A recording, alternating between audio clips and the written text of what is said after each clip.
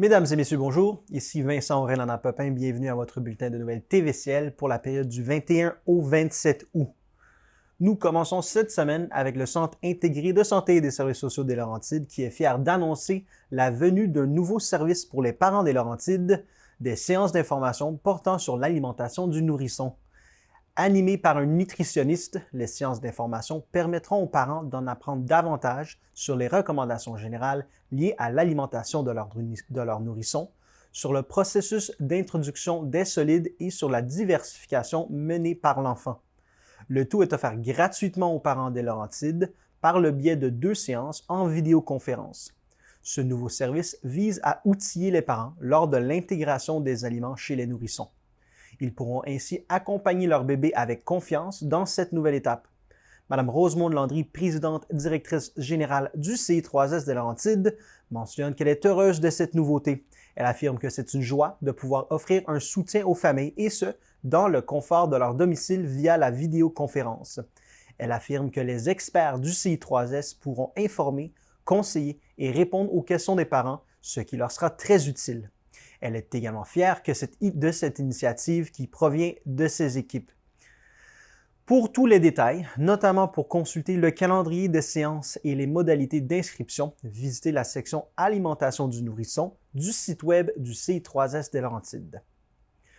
Le CI3S des Laurentides tient à souligner l'initiative de l'équipe du CHSLD L'Équipage de Rivière-Rouge qui invite ses résidents qui le souhaitent à prendre part au Café citoyen. Ces derniers participent aux échanges et discussions qui concernent l'actualité de la MRC d'Antoine Labelle et des municipalités de la Vallée de la Rouge. Madame Nancy Bourque, gestionnaire responsable du CHSLD L'Équipage, accompagnée de son équipe, a eu l'idée d'offrir aux résidents du CHSLD la possibilité de participer aux rencontres du Café citoyen afin que ces derniers retrouvent une place active au sein de leur communauté. Le Café citoyen est un lieu de rencontre privilégié où des citoyens, des représentants d'organismes communautaires, des élus municipaux et bien d'autres se réunissent pour échanger sur les services offerts. C'est un espace propice à l'établissement de relations positives et harmonieuses qui favorisent la bienveillance, l'écoute, la coopération et la collaboration. Madame Rosemonde Landry, présidente directrice générale du CI3S des Laurentides, se réjouit de la mise en place de ce nouveau projet. Elle affirme que la création de liens sociaux significatifs est importante pour ses résidents et qu'il s'agit d'une belle occasion de reconnexion et de partage. Elle tient à souligner le travail de Mme Bourque et son équipe pour cette belle réalisation. Elle mentionne que cela démontre bien le dévouement du personnel envers le bien-être des personnes âgées et leur volonté de favoriser une intégration sociale enrichissante. Le CI3S des Laurentides encourage la population à considérer les alternatives aux urgences des hôpitaux de Saint-Jérôme et de Saint-Eustache pour toute situation n'étant pas critique. Cela s'explique par le fort achalandage actuel dans ces 2 établissements. Pour toute situation où la personne n'est pas gravement malade ou blessée, il est possible de s'adresser au 811, à son médecin de famille ou une clinique médicale sans rendez-vous, à un pharmacien, au guichet d'accès à la première ligne si la personne n'a pas de médecin de famille. Il est également possible de savoir si le problème de santé peut être traité à la maison. Pour ce faire, vous pouvez visiter la page « Problèmes de santé » du gouvernement du Québec.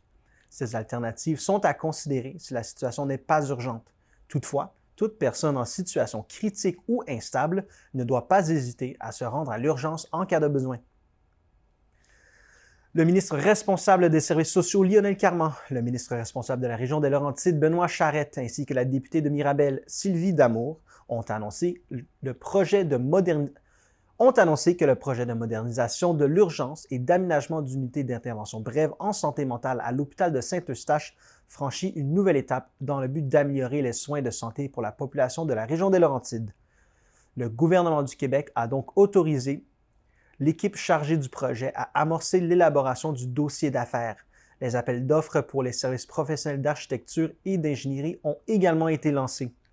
Les travaux prévus dans le cadre du projet incluent l'agrandissement de 17 880 mètres carrés à l'arrière de l'hôpital, ainsi qu'un réaménagement de 560 mètres carrés. L'agrandissement est destiné à accueillir une urgence comprenant notamment 38 civières, 4 civières de choc, ainsi qu'une zone d'évaluation rapide de 10 fauteuils. L'unité d'intervention brève en santé mentale sera quant à elle constituée de 10 lits en chambre individuelle. L'amélioration des infrastructures de soins de santé est l'un des éléments clés du plan santé du gouvernement du Québec. Il vise à rendre les environnements de soins plus attrayants pour le personnel et mieux adaptés aux besoins des citoyens, tout en améliorant l'accès à des soins de qualité. Lionel Carman, ministre responsable des services sociaux, déclare que ce projet est essentiel afin d'être en mesure d'offrir aux citoyens des infrastructures hospitalières à la hauteur des besoins actuels. Il affirme également que le gouvernement sait qu'il est nécessaire de moderniser les installations de santé. Il ajoute que c'est pour cette raison que le gouvernement n'hésite pas à accélérer les projets qui vont en ce sens afin de mieux desservir la population. Benoît Charette, ministre responsable de la région de Laurentides, affirme que de tels travaux auront un effet positif notable et durable sur l'expérience de soins des usagers de la région, mais également sur leur qualité de vie. Il ajoute que ce projet est mené en cohérence avec l'évolution des besoins et du contexte clinique actuel et que les nouveaux espaces permettront d'offrir des services adaptés à la réalité des gens de la région, à la fois plus accessibles, plus conviviaux et plus sécuritaires. La municipalité de Piémont a mandaté l'organisme Éco-Corridor Laurentien pour l'accompagner dans la réalisation d'un plan de conservation de ces milieux naturels. La municipalité souhaite donc cibler les milieux naturels à protéger ainsi que les enjeux environnementaux à prendre en compte sur son territoire. Grâce aux résultats obtenus, elle pourra intégrer l'opinion de ses citoyens dans la démarche. Vous devez remplir un court sondage d'environ 15 minutes pour participer et courir la chance de gagner une part d'accès annuel aux Parcs nationaux du Québec d'une valeur de 150 $. Vous avez jusqu'au 11 septembre pour y répondre sur le site web de la municipalité. Dans le cadre de la nouvelle loi C-18 qui vise à obliger les géants du Web tels que Meta et Google à partager les revenus publicitaires avec les médias locaux, le compte Facebook de votre télévision communautaire des Laurentides a été coupé. Dans l'intérim, vous pouvez consulter la page Facebook temporaire qui s'appellera tvcl.ca ou visiter notre site web. Revenez-nous après la pause.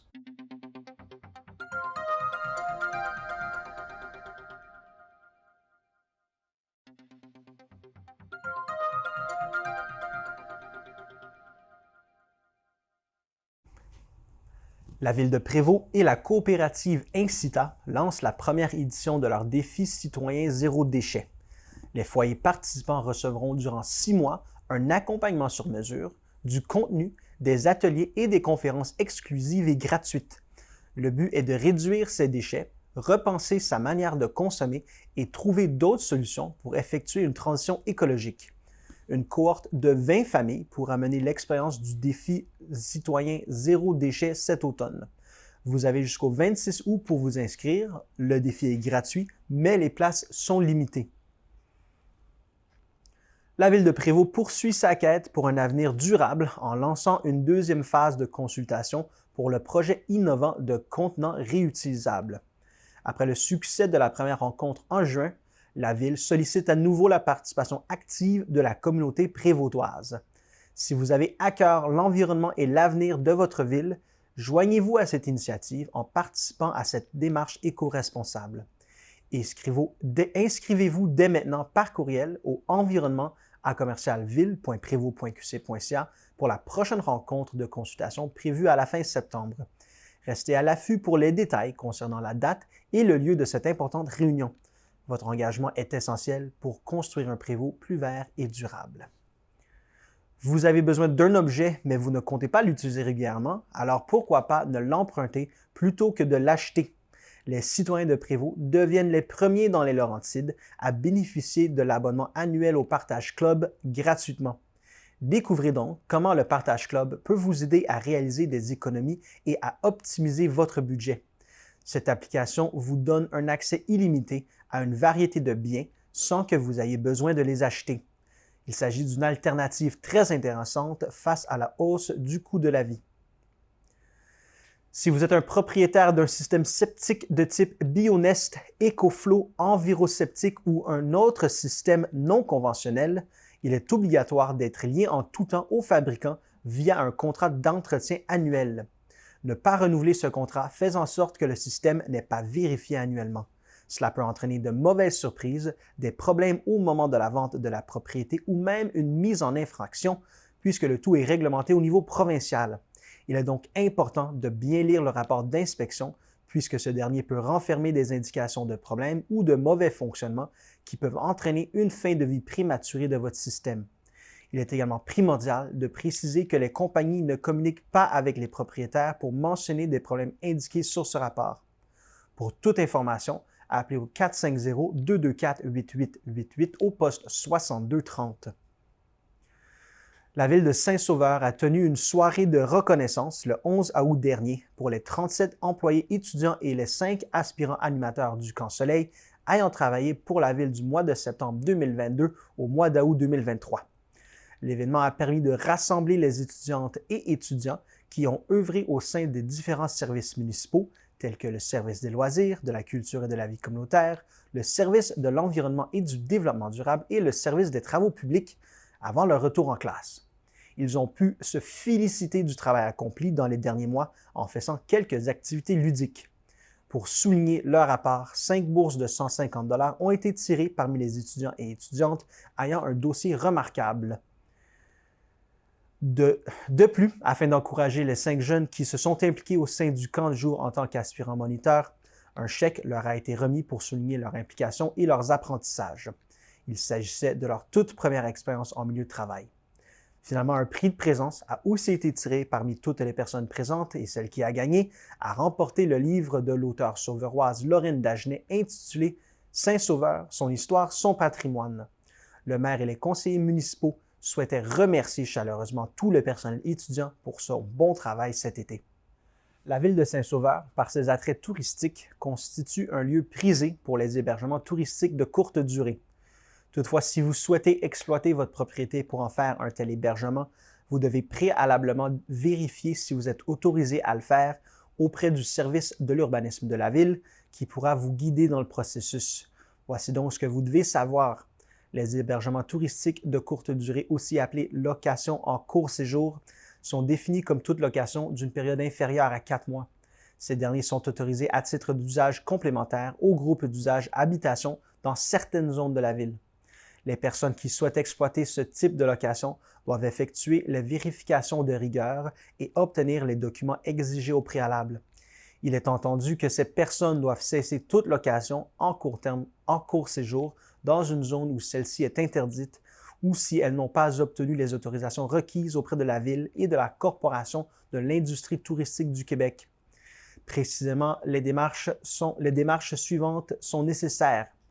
Auprès du service de l'urbanisme, il faut vérifier si la location en court séjour est autorisée dans la zone où se situe la propriété en consultant la carte illustrant les zones autorisées. Il faut obtenir un certificat d'occupation si l'activité est autorisée dans la zone de la propriété visée. Auprès de la Corporation de l'industrie touristique du Québec, au Québec, la loi sur l'hébergement touristique et le règlement afférent stipulent qu'il est obligatoire de détenir un numéro d'enregistrement lorsqu'on veut offrir de l'hébergement à des touristes. Pour obtenir un numéro d'enregistrement, vous pouvez le faire en visitant le site Internet de la CITQ.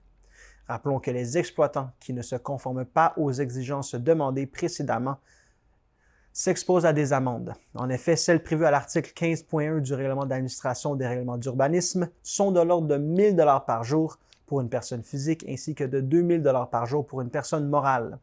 Dans le cas d'une récidive, il s'agit du double pour chacun. Bien qu'il s'agisse d'un revenu alléchant, les hébergements touristiques de courte durée doivent être exploités conformément à la loi et aux règlements en vigueur.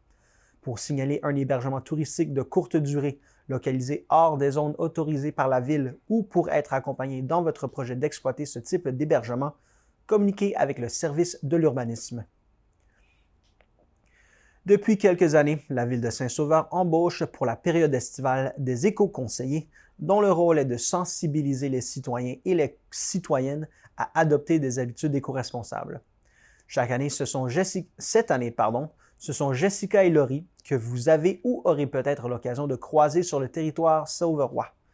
Plus précisément, elles sillonnent le territoire pour s'assurer que la gestion des matières résiduelles est bien exécutée par les résidents, c'est-à-dire que les bacs sont placés adéquatement en bordure de rue et que le tri des matières est fait correctement. Lorsqu'elles constatent un élément non conforme, elles vont tout simplement déposer un accroche-bac pour en informer le citoyen ou la citoyenne concernée. Jusqu'à maintenant, ce sont 113 accroche-bacs qui ont été remis depuis le début de la saison. Le plus souvent, il s'agit de plastique et de carton qui sont retrouvés dans le bac à déchets, mais qui doivent être disposés dans le bac de recyclage. Elle sensibilise également la population sur l'utilisation de l'eau potable et l'importance de l'économiser, surtout en période estivale, et veille au respect des horaires d'arrosage. De plus, elle propose des alternatives écologiques à l'épandage de pesticides, dont certains sont très toxiques pour la santé. L'une d'elles consiste en l'aménagement d'une pelouse écologique, dont vous trouverez toutes les étapes utiles à sa réalisation dans le guide éco-responsable paru au printemps dernier. En plus du volet sensibilisation, les éco-conseillères accompagnent les citoyens et les citoyennes dans l'identification et la gestion des plantes nuisibles. C'est d'ailleurs le cas de la berce du Caucase, une plante que l'on peut retrouver à Saint-Sauveur et qui présente un risque pour la santé. La présence de Jessica et Laurie sur le territoire est essentielle puisqu'elle permet de mieux connaître les enjeux environnementaux présents à Saint-Sauveur et de créer un lien direct entre la ville et ses citoyens. D'ailleurs, celle-ci souhaite les féliciter pour leurs efforts, puisqu'elle constate une volonté de leur part d'adopter de nouvelles pratiques et habitudes plus respectueuses de l'environnement. Revenez-nous après la pause.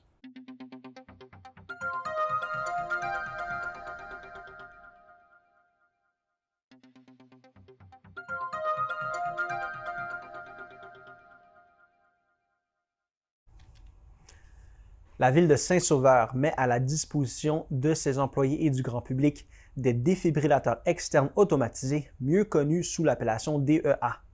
Installés dans les différents bâtiments municipaux, ceux-ci sont désormais inscrits au registre provincial DEA. Soulignons le don par la Fondation médicale des Laurentides et des Pays d'en haut de 2 appareils parmi ceux qui sont disponibles. Le registre provincial développé en 2015 par la Fondation Jacques de Champlain vise à répertorier tous les DEA se trouvant dans des lieux publics au Québec. Pour connaître la localisation exacte des DEA de Saint-Sauveur, rien de plus simple, il suffit de télécharger gratuitement l'application mobile DEA Québec. Celle-ci permet d'accéder rapidement aux adresses et aux heures d'ouverture des bâtiments concernés, en plus d'obtenir des informations utiles, notamment comment effectuer la réanimation cardio-respiratoire. Le maire Jacques Gariepi explique que parce que chaque seconde compte lorsqu'une personne subit un arrêt cardio-respiratoire, la ville se devait d'optimiser l'accessibilité des DEA dans ses bâtiments et que de cette façon, la ville permet aux premiers intervenants, que cela soit des employés ou des citoyens, d'aller chercher un DEA et de pratiquer rapidement les manœuvres de réanimation en attendant l'arrivée des services d'urgence. Il ajoute que la ville est extrêmement proactive en matière de secourisme en milieu de travail en offrant à son personnel de la formation continue. Il mentionne également qu'à ce jour, outre les pompiers, la ville compte 34 secouristes certifiés au sein des différents bâtiments municipaux. Selon la Fondation Jacques de Champlain, près de 45 000 Canadiens subissent un arrêt cardio-respiratoire par année, soit un arrêt cardio-respiratoire chaque 12 minutes. De ce nombre, 85% surviennent à la maison ou dans des endroits publics. Il est aussi prouvé que l'usage d'un défibrillateur externe automatisé triple les chances de survie d'une victime recevant la RCR. La municipalité de Saint-Hippolyte est fière d'accueillir le Festival Tournant pour son édition 2023 qui se déroulera du 24 au 27 août. La programmation comptera près d'une trentaine d'artistes professionnels, parmi lesquels des artistes locaux, des pièces et des activités rassembleuses. Pour consulter le site internet du festival et acheter vos billets, visitez la page festivaltournant.com. Porté par l'organisme Danse Laurentide, le Festival Tournant qui présente chaque été une programmation de danse audacieuse composée d'artistes professionnels de la danse contemporaine québécoise. Il invite le public à voir et expérimenter la danse à travers une diversité d'activités et de performances s'adressant aux professionnels, amateurs et néophytes. L'événement nomade met en lumière le patrimoine laurentien en priorisant les artistes locaux et en présentant plusieurs activités en extérieur dans les plus beaux paysages de la ville visitée. Le festival se démarque par la qualité de sa programmation et son ancrage dans la communauté et vise l'accessibilité et le sentiment d'appartenance. La municipalité de Saint-Hippolyte invite les citoyens et citoyennes intéressés à siéger au comité consultatif d'urbanisme à lui transmettre une lettre d'intention et de motivation. Des sièges sont à pourvoir pour un mandat de 2 ans. Il s'agit d'une fonction non rémunérée. Le comité consultatif d'urbanisme est un organisme mandaté par le conseil municipal pour donner des avis sur les demandes qui lui sont soumises en matière d'urbanisme et d'aménagement du territoire. Vous pouvez transmettre votre lettre par courriel à mmeunier@saint-hippolyte.ca. La municipalité de Saint-Hippolyte souhaite créer un registre des personnes en perte d'autonomie sur son territoire. L'objectif est de permettre à différents services municipaux et régionaux d'assurer des suivis lors d'événements météo majeurs ou lorsque les mesures d'urgence sont déployées. Ainsi, si vous pensez être à risque en raison d'un manque de mobilité ou d'autonomie, ou si vous connaissez une personne qui pourrait avoir besoin de soutien en période difficile, la Ville vous invite à lui laisser vos coordonnées au secrétariat du service de la sécurité communautaire au 450-563-2505 au poste 2275. La MRC des Pays-d'en-Haut tient à aviser la population ainsi que les visiteurs que les stationnements de véhicules sont réglementés sur son territoire par les règlements municipaux et que c'est la Sûreté du Québec qui a la responsabilité de leur application. Depuis l'entrée en vigueur du règlement concernant la circulation, le stationnement, la paix et le bon ordre de plusieurs municipalités incluses sur son territoire, la MRC rappelle que le stationnement des véhicules est interdit durant la nuit pour ces infrastructures récréatives, dont le parc linéaire Le Petit Train du Nord, le parc du corridor aérobique et le centre sportif Pays-d'en-Haut. Sur le parc linéaire Le Petit Train du Nord, selon le règlement de la ville de Sainte-Adèle et de la municipalité de Piémont, il est interdit de garer tout véhicule entre 22h et 6h au stationnement suivant: la gare de Piémont, la gare de Mont-Roland, sauf dans la zone de stationnement de longue durée identifiée à cette fin, la gare Sainte-Marguerite. Concernant les stationnements desservant le parc du corridor aérobique, il est interdit de garer tout véhicule au stationnement suivant: au pavillon d'accueil du corridor aérobique entre 22h et 7h, au pavillon Montfort entre 22h et 6h, à Laurel entre 22h et 6h, à Lac des 16-Îles entre 22h et 6h. Enfin, il est interdit de garer tout véhicule de minuit à 5h30 dans le stationnement du centre sportif situé au 252 boulevard de Sainte-Adèle à Sainte-Adèle. Si vous êtes un entrepreneur qui démarre son entreprise sur le territoire de la MRC des Pays-d'en-Haut, le Labo Entrepreneur pourrait vous intéresser. Il s'agit d'un parcours de formation, d'accompagnement et de visibilité pour les entrepreneurs qui se lancent en affaires. Il vous permet d'acquérir des compétences essentielles, d'agrandir votre réseau et surtout d'être soutenu par l'écosystème entrepreneurial de la région. La prochaine édition du Labo Entrepreneur sera lancée le 30 août 2023 à 9h. Cette rencontre d'information virtuelle est ouverte à tous et toutes. Ce sera l'occasion d'en savoir plus sur les activités de la cohorte démarrage et découvrir si le parcours est fait pour vous. Le formulaire d'inscription est disponible sur le site web de la MRC des Pays-d'en-Haut. Le parcours du Labo Entrepreneur s'adresse à ceux et celles qui ont une entreprise en démarrage. Il faut avoir dépassé la phase d'idéation et être prêt à démarrer l'entreprise.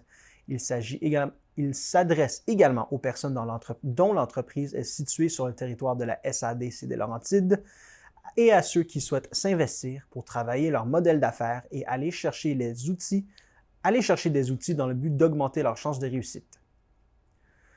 C'est à Lac des 16-Îles que le conseil de la MRC des Pays-d'en-Haut a tenu le 15 août dernier sa 6e séance ordinaire de 2023, reprenant ses activités après une petite pause estivale. Les mairesses et les maires des Pays-d'en-Haut avaient un menu de la rentrée bien garni. Parmi le nombre important de décisions prises, notons une offre finale pour la vente du pavillon Montfort, une importante subvention du ministère de l'Environnement, de la lutte contre les changements climatiques de la Faune et des Parcs dans le cadre de la collecte des matières organiques et un soutien accru aux associations sportives jeunesse qui œuvrent au centre sportif Pays-d'en-Haut. Dans le dossier de la vente du pavillon Montfort, situé dans le secteur éponyme de Wentworth Nord, le conseil a décidé de faire une contre-offre finale à la municipalité de Wentworth Nord afin notamment d'assurer un accès continu au lac Saint-François-Xavier et aux usagers du corridor aérobique. La municipalité devra confirmer son intention ou pas d'acheter aux conditions de l'offre finale au plus tard le 7 septembre. Le gouvernement du Québec, via le ministère de l'Environnement, de la lutte contre les changements climatiques, de la Faune et des Parcs, a annoncé l'octroi d'une subvention de 493 998 $ à la MRC des Pays-d'en-Haut pour son projet d'acquisition d'équipements de collecte des matières organiques résidentielles. Ainsi, plus de 14 500 bacs et 55 conteneurs destinés à la collecte de matières organiques seront distribués sur l'ensemble du territoire de la MRC. La collecte de ces matières est en cours depuis 2015 et les matières organiques sont actuellement traitées par compostage.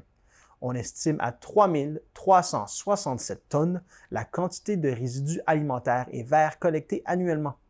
La MRC augmente substantiellement les heures de glace allouées et donc les financements de septembre 2023 à avril 2024 pour les 3 organismes sportifs suivants. La Ligue des mini-palettes roses se voit attribuer 108 heures de glace pour un montant maximal de 24 840 $. Patinage de vitesse Pays-d'en-Haut obtient quant à lui 137,5 heures de glace pour un montant maximal de 31 665 $. L'Association du hockey mineur de Sainte-Agathe-des-Monts récolte quant à elle 594 heures de glace pour un montant maximal de 136 620 $. Revenez-nous après la pause.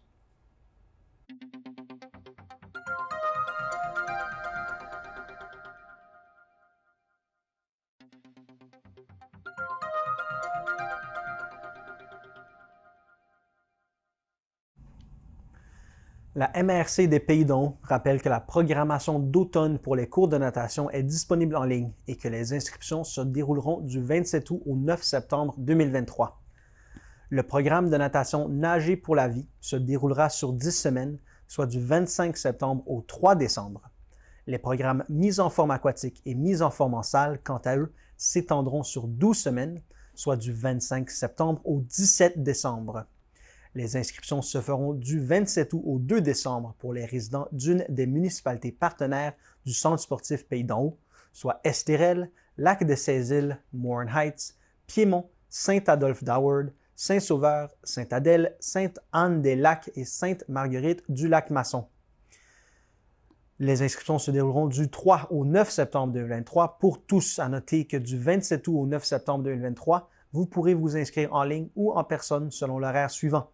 En ligne, tous les jours du 27 août au 9 septembre de 9h à 20h, en personne du lundi au vendredi de 9h à 20h et les samedis et dimanches de 9h à 17h. En vertu d'une entente conclue entre la ville de Sainte-Adèle et le transport adapté et collectif des Laurentides, les étudiants fréquentant une institution collégiale ou universitaire à temps plein peuvent bénéficier de la gratuité pour les titres de transport du circuit L'Inter, la liaison Mont-Tremblant-Saint-Jérôme. Chaque étudiant peut se procurer un maximum de 4 titres de transport par session. Les titres sont d'une durée de 30 jours. Ils s'activent automatiquement au premier jour de leur utilisation et s'annulent à la 30e journée d'utilisation. Les titres sont disponibles à la place des citoyens, située au 999 boulevard de Sainte-Adèle pendant les heures d'ouverture. L'entente a débuté le 1er janvier 2023 et se termine à la fin de la session d'automne 2023. Pour se prévaloir de la gratuité, l'étudiant doit être résident de la ville de Sainte-Adèle, fréquenter une institution collégiale ou universitaire à temps plein. Les documents à fournir sont une pièce d'identité avec photo, une preuve d'inscription à la session hiver et ou automne 2023 qui fera d'office d'adresse résidentielle. L'étudiant doit se procurer son titre mensuel en personne à la place des citoyens. Il s'engage à utiliser pour lui seul ce titre qui lui est gracieusement offert. Il s'engage à ne pas vendre ce titre ou à en faire bénéficier une autre personne. En offrant la gratuité dans les transports collectifs, la ville de Sainte-Adèle souhaite faciliter l'accès des étudiants adélois aux établissements d'enseignement postsecondaire de la région. Le samedi 9 septembre de 10h à 15h, le service de sécurité incendie de la ville de Sainte-Adèle invite la population à une journée porte ouverte à la caserne des pompiers, située au 100 rue des Cantonniers. Plusieurs activités sont au programme, un parcours pompier pour les enfants, la manipulation d'équipements, des démonstrations de techniques d'intervention, une visite de la caserne et des véhicules, des jeux gonflables, du maquillage pour enfants, des kiosques d'information. C'est donc un rendez-vous à ne pas manquer. Vous faites le grand ménage, vous voulez vous départir d'articles personnels en bon état ou donner une deuxième vie à certains objets qui pourraient faire le bonheur d'une autre personne. Organisez donc une vente de garage pendant la fin de semaine du 2, 3 et 4 septembre et débarrassez-vous de certains items tout en faisant quelques sous. À Sainte-Adèle, les ventes de garage sont gratuites et ne requièrent pas de permis ou d'autorisation de la part de la ville. Vous devez toutefois respecter les consignes suivantes. La vente de garage doit être tenue sur la propriété qui est le lieu de résidence de la personne physique effectuant la vente. Elle est autorisée entre 8h et 18h chaque jour de la fin de semaine. La réglementation autorise l'installation d'un seul panneau publicitaire d'une superficie maximale de 0,5 m² sur votre lieu de résidence, là où a lieu la vente ou le bazar. Maximisez la visibilité de votre vente de garage en complétant le formulaire en ligne afin de faire partie de la liste des adresses participantes qui sera diffusée à l'approche de la fin de semaine des ventes de garage et bazar. Inscrivez-vous sans tarder sur le site web de la ville. Les ventes de garage et bazar sont autorisées 2 fois par année, soit en mai et en septembre. Afin d'offrir des espaces de jeu sécuritaires aux jeunes Agatois, la ville de Sainte-Agathe-des-Monts a mis sur pied un projet pilote permettant d'autoriser les jeux libres sur certains chemins publics de son territoire. Les premiers panneaux ont été installés sur les rues Marguerite et Giguère, ainsi que sur le croissant du Soleil couchant et le chemin Palomino au cours du mois de juillet. Une zone de jeux libre est également prévue sur 3 autres rues d'ici la fin de l'été. Le maire Frédéric Brouet affirme qu'il est plus important que jamais d'encourager la pratique d'activités physiques chez les jeunes et que ce projet permettra également de favoriser le bon voisinage, un défi d'actualité pour la ville qui a accueilli plusieurs nouvelles familles durant les dernières années. Il ajoute qu'il est confiant que la ville obtiendra une réponse très positive à ce projet pilote. Pour le bon déroulement du projet, il était essentiel de s'assurer que ce dernier soit sécuritaire pour l'ensemble des usagers de la route. Pour ce faire, un ensemble de critères a été pris en considération pour sélectionner les rues où la pratique des jeux libres est autorisée. La vulnérabilité et l'imprévisibilité des piétons requéraient une grande rigueur pour la mise sur pied du projet. Les citoyens qui désirent qu'une zone de jeux libre soit ajoutée sur leur rue pourront déposer une demande en prévision de l'été 2024. La demande devra ensuite être analysée par l'équipe des travaux publics selon les mêmes critères que pour les rues choisies dans le cadre du projet pilote. Si la demande est conforme, les résidents de la rue concernée recevront la proposition sous forme de lettre et seront appelés à prendre position. Un taux d'opposition de moins de 40% devra être observé pour que le projet puisse être considéré. Le projet a également donné lieu à la création d'un règlement adopté par le conseil municipal le 18 avril dernier afin de bien encadrer la pratique des jeux libres dans la rue et d'assurer la sécurité de l'ensemble des usagers de la route. Le règlement est disponible pour consultation sur le site web de la ville au vsadm.ca. Après plusieurs mois de consultations et de rencontres régulières avec les partenaires du milieu, la MRC des Laurentides est fière de dévoiler son plan d'action en développement social 2022-2027. Depuis sa création en 2022, le comité de développement social de la MRC des Laurentides, formé de 5 maires et mairesses et de la direction générale, a rencontré près de 25 organismes locaux socio-communautaires ou parapublics œuvrant auprès des citoyens de la MRC des Laurentides. L'objectif de ces rencontres était d'entendre les enjeux et les besoins des partenaires du milieu et d'appréhender les réalités vécues sur le terrain. Pour répondre à leurs attentes, un plan d'action en développement social a été construit à partir de ces échanges. Avec cet outil, les maires et mairesses souhaitent confirmer leur volonté d'engagement et demeurer à l'affût des meilleures opportunités pour le mieux-être de la population en misant sur une collaboration étroite avec les partenaires. Les objectifs ambitieux que se sont donnés les membres du comité de développement social se déclinent sous 5 axes, dont le premier est la poursuite du partenariat avec les organismes, la MRC et les municipalités. Les 4 autres axes concernent la sécurité alimentaire, le logement socio-communautaire, le transport collectif et à mobilité réduite et le soutien à la collectivité. La version détaillée du plan d'action est accessible sur le site web de la MRC. Marc Lheureux, préfet de la MRC de Laurentides, mentionne que les organismes socio-communautaires détiennent une expertise exceptionnelle et nécessaire au tissu social de la région. Il ajoute qu'il tient à remercier ses précieux partenaires pour leur travail remarquable accompli au quotidien. Il affirme aussi que la MRC poursuivra son engagement en développement social selon ses compétences et les leviers dont elle dispose.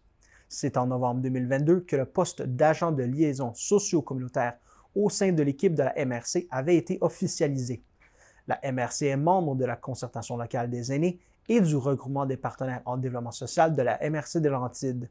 La MRC est de plus active sur les tables jeunesse et sécurité alimentaire, ainsi que sur différents comités de travail en développement social. La MRC des Laurentides terminait le 14 juillet dernier une série de consultations publiques portant sur le prochain schéma d'aménagement et de développement de son territoire. En tout, 7 consultations publiques furent tenues. Les citoyens de l'ensemble du territoire ont pu s'exprimer dans le cadre d'ateliers d'échange et de discussions sur les thèmes et les enjeux régionaux qui les concernent. Ce schéma d'aménagement doit répondre par ailleurs aux orientations gouvernementales et il sera soumis pour approbation auprès du ministère des Affaires municipales et de l'Habitation. Le schéma d'aménagement et de développement est un outil de planification qui établit les lignes directrices de l'organisation physique du territoire. Il coordonne les choix et les décisions qui touchent l'ensemble des municipalités concernées. Le schéma est avant tout un document d'intention formulé et conçu de manière à faire ressortir une vision régionale du développement durable qui orientera le développement régional pour les 10 à 15 prochaines années.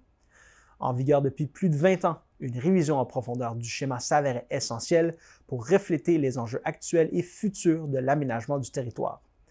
Dans ce processus de révision, la MRC des Laurentides a tenu des consultations publiques dans le but de présenter les principales orientations, répondre aux questions et prendre le pouls des citoyens sur des thèmes ou des enjeux spécifiques et cruciaux. En parallèle aux assemblées publiques, plus de 20 mémoires et commentaires écrits sur le projet de schéma ont également été déposés dans le cadre de la démarche de consultation publique. La MRC des Laurentides procédera au cours des prochaines semaines à une compilation et à une analyse des commentaires recueillis et mémoires déposés afin de dresser un portrait dans un rapport de consultation publique. Ce rapport alimentera la réflexion de la MRC dans le cadre des étapes finales de la démarche visant l'approbation et l'entrée en vigueur du prochain schéma d'aménagement et de développement du territoire. Plusieurs informations en lien avec la révision en cours du schéma d'aménagement et de développement du territoire peuvent être consultées sur le site web de la MRC. Revenez-nous après la pause.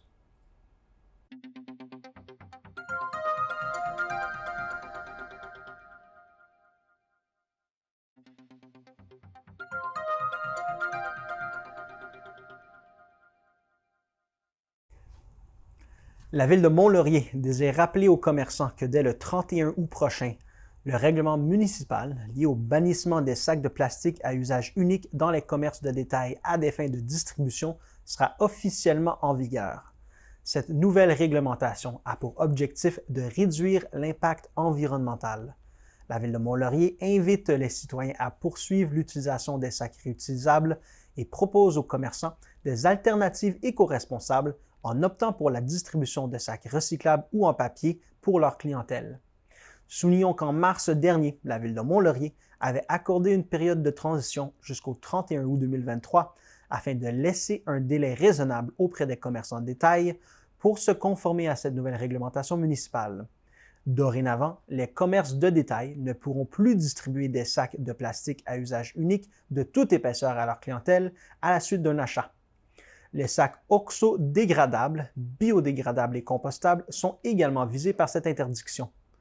Toutefois, selon le règlement municipal adopté, certains types de sacs en plastique sont des exceptions quant à leur utilisation dans les commerces de détail. Ils sont les sacs d'emballage de plastique pour les produits en vrac, les sacs de plastique contenant du matériel publicitaire dans le cadre d'une distribution porte-à-porte, les housses de plastique distribuées par un commerce offrant le service de nettoyage à sec, les produits déjà emballés par un processus industriel. Le bannissement des sacs en plastique à usage unique a pour objectif de favoriser l'utilisation des sacs réutilisables et recyclables. Cette action permet également de soutenir la réduction à la source et ainsi diminuer la quantité de sacs de plastique abandonnés dans les écosystèmes terrestres et marins. Pour plus d'informations, consultez le villemontlaurier.qc.ca dans l'onglet Services aux citoyens dans la section Environnement ou contactez le service du greffe et des affaires juridiques au 819-623-1221 au poste 140 ou par courriel à greffe@villemont-laurier.qc.ca. La Ville de Mont-Laurier désire rappeler aux organismes et aux regroupements du milieu de Mont-Laurier que la période de dépôt des formulaires de demande d'aide financière se termine le 30 septembre prochain. La Ville vous invite à remplir les formulaires disponibles en ligne au Ville de Mont-Laurier, villemont-laurier.qc.ca. Il est également possible d'obtenir ces formulaires en contactant le 819-623-1221 au poste 700 ou à l'adresse courriel à loisirs-et-culture@villemont-laurier.qc.ca. La Ville de Mont-Laurier désire informer les citoyens de la suspension de ses achats publicitaires par le biais des plateformes Meta, par solidarité envers les médias locaux qui ont récemment été mis à l'écart des réseaux sociaux. Suivant notamment les recommandations de l'UMQ, cette décision de la Ville a été prise afin de favoriser un accès équitable à l'information. Dans la foulée des événements liés au projet de loi C-18 du gouvernement fédéral visant à forcer les entreprises numériques à conclure des ententes de rétribution avec les médias, Meta a retiré la disponibilité des médias canadiens sur Facebook et Instagram. Pour connaître les actualités et les activités proposées par la Ville de Mont-Laurier, vous êtes invité à visiter le villemont-laurier.qc.ca ou à vous abonner à l'infolettre citoyenne dans l'onglet Services aux citoyens du site Internet ou à consulter les médias locaux. La Ville de Mont-Laurier désire informer les citoyens de l'implantation d'une nouvelle signalisation dédiée aux piétons sur la rue d'Orion à proximité du parc des canotiers Gil Tinkler. Cette nouveauté a été mise en place afin de sécuriser l'accès au parc et faciliter le partage de la route entre les automobilistes et les piétons. La Ville de Mont-Laurier désire informer les citoyens de la fermeture temporaire de la piscine municipale du 21 août au 4 septembre inclusivement en raison de travaux liés à l'entretien. Les activités reprendront à compter du 5 septembre selon l'horaire d'automne qui sera publié au villemont-laurier.qc.ca dans l'onglet Loisirs et culture, horaire des activités libres. Celui-ci sera également disponible à la piscine municipale. Ces travaux d'entretien sont nécessaires afin de conserver un lieu de baignade propre et sécuritaire. La période d'inscription des cours de natation à la piscine municipale pour la session d'automne a débuté le lundi 14 août pour le groupe des Lève-Tôt et le club de natation. Concernant les inscriptions aux cours de natation pour les catégories enfants et adultes, celles-ci débuteront le lundi 11 septembre à 18h jusqu'au 25 septembre prochain.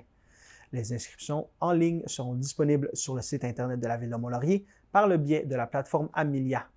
Bien qu'il soit fortement recommandé de vous inscrire en ligne, il sera également possible de vous inscrire en présentiel au centre sportif Jacques-Lesage le lundi 11 septembre de 18h à 19h. Pour les enfants âgés de 6 ans et plus, il est possible d'évaluer ces techniques de nage afin que le parent puisse inscrire son enfant dans la catégorie adéquate. Les journées d'évaluation se tiendront les 5 et 7 septembre de 17h à 19h. En prévision de la session d'automne, des journées d'évaluation seront offertes afin que votre enfant puisse s'inscrire à la catégorie adéquate selon les techniques de nage. Pour plus d'informations, visitez le villemont-laurier.qc.ca dans l'onglet Loisirs et culture, inscription en ligne pour les activités sportives afin de connaître les plages horaires disponibles. La Ville de Mont-Laurier est heureuse de vous faire découvrir les meilleures histoires de chasse et pêche de la région. Écoutez des citoyens vous raconter leurs anecdotes lors de leur périple. Les extraits audio sont disponibles dès maintenant au villemont-laurier.qc.ca dans l'onglet Loisirs et culture, activités culturelles. Ce projet a été réalisé grâce à l'entente de développement culturel de la Ville avec le ministère de la Culture et des Communications. Une exposition photo gratuite sur la chasse et la pêche est également présentée gratuitement tout l'été au parc Toussaint-la-Chapelle au centre-ville de Mont-Laurier. Revenez-nous après la pause.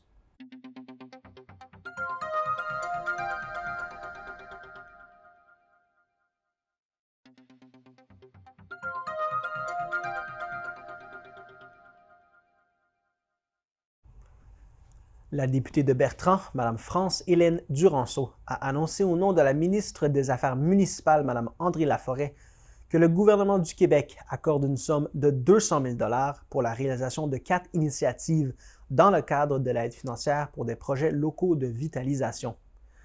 La municipalité de Saint-Donat reçoit 50 000 $ pour des travaux de réaménagement du parc des Ormeaux.